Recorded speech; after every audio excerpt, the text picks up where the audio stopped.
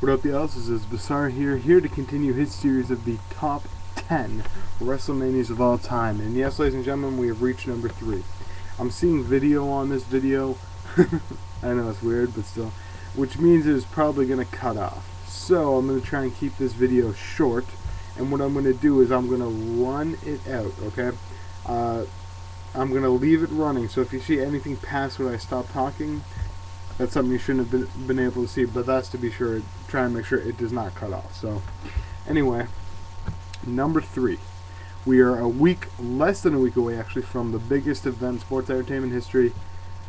And number 3 on the top 10 WrestleManias of all time, WrestleMania 10. That's right, folks, from Madison Square Garden, the 10th anniversary of the show back in 1994. Let's get right into it. The night kicked off with arguably the greatest opening match in the history of professional wrestling, Bret Hart versus Owen Hart. I don't think I can really say much about this match that hasn't already been said. Technical masterpiece, wouldn't change a thing. Put Owen over mad and showed that he deserved a title shot so much. A title run, let's just say, so much, and he never got one. So, anyway, this is a 5-star match, hands down, and this is one of those matches where, have you not seen it, you must see it. On quite a few websites I've seen, this has actually been voted the greatest match of the 90s and the greatest match in the history of the WWE. And in some people's minds, the greatest match in the history of wrestling. So, anyway, amazing match.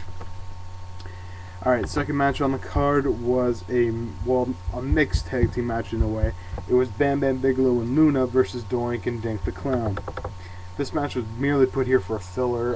It was only about 6 minutes long, so it didn't drag on too much, which is a good thing for this kind of a match.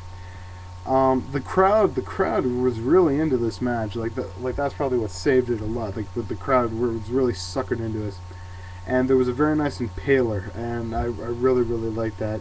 The match ended when Bam Bam Bigelow hit a flying headbutt on, I believe it was Doink, and got the pin. I'll give this match a 1.5 stars since, like I said, it was very entertaining, and the crowd ate it up. The crowd really liked it. Up next was the first ever Falls Count Anywhere match. It was Randy Savage versus Crush. This was sort of a first time for the WWF. We'd never seen like that sort of hardcore type brawling. We'd never seen them fight backstage previously. This match was very entertaining, I do have to say.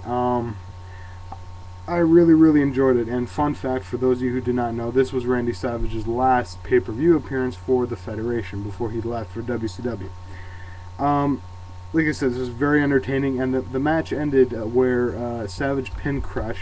I believe he pinned him backstage, tied him up to like a scaffolding piece backstage, ran to the ring, and beat the 60-second count. So, anyway, very entertaining. I'll give it 3 stars, actually. I know a lot of people are going to say overrated, but it's a 3-star match. It was very entertaining, and for its time, very innovative. So, up next, it was the women's title match. It was Alundra Blaze defending the championship against Leilani Kai.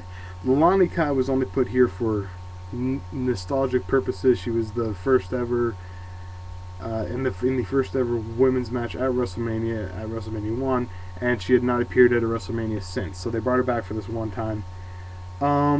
This was just here to showcase the title. Like, it didn't mean much. It was only like a 3.5-4 minute match,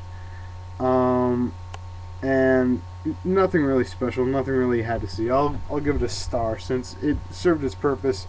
But like the crowd wasn't even into the match. Like, you'd think they would have popped for Kai at least, but they didn't even remember her, it seemed like. So anyway, next match on the card was the WWF Tag Team title match. It was the Quebecers versus Men on a Mission. This match was actually pretty damn decent. Considering the 4 guys in the ring, this match had no right to be as good as it was. But it was very entertaining. It went for about 8 minutes, and it actually had a very nice pace. It was going very well, and I imagine if this match would have had a cleaner ending, and if it would have been longer, it would have been a 3-star plus match. But the ending was really like it ended with a count out when the Quebecers got pulled out of the ring and just started walking toward the back. Like they got counted out. I hated that ending, but the match was going so well. There were some nice spots from the Quebecers, and like I said, it was very entertaining for what it was. But damn, that ending sucked. I'll give it 2 1/4 stars, but like I said, if it would have gone on a bit longer and had a better ending, it would have been a 3-star plus match. It was very entertaining for what it was. Then up next was the first of 2 WWF title matches that night. It's Yokozuna versus Lex Luger, let's just say, and the special referee is Mr. Perfect. This match was boring as fuck. This was the worst match of the night. Yes, folks, the title match is the worst match of the night. I was not into this at all. The crowd was bored to shit since Lex Luger is such a boring wrestler, and Yokozuna, unless he can be carried to a good match, is a fucking boring wrestler.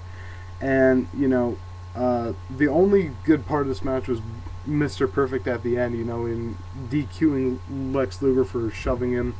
And I thought that was a pretty cool heel turn, but everything leading up to that was so fucking boring. I'll give this match half a star, and it is lucky to get that. I said that John Cena versus JBL at WrestleMania 21 is the worst title match in history. This match is the definite worst title match in history, so yeah.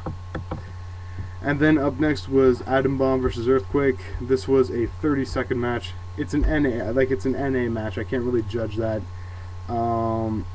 Earthquake, what he did, he hit a power slam and then like an ass splash type thing. He finished it in 30 seconds, and it's an NA match. It was entertaining for what it was. Like, the crowd was really into it being that long, but nothing really to see at all. So then up next was the Intercontinental title ladder match, Razor Ramon versus Shawn Michaels. Ladies and gentlemen, this is my favorite match in the history of the company. This match was phenomenal. This match was amazing. There were too many spots to name. This was the very first match I ever saw. My my uncle ordered this pay-per-view. I was over at his house watching it. I didn't watch any other of the card because I was only 3, so I didn't really much care for the wrestling. But when this match came on, I was fucking glued to the TV.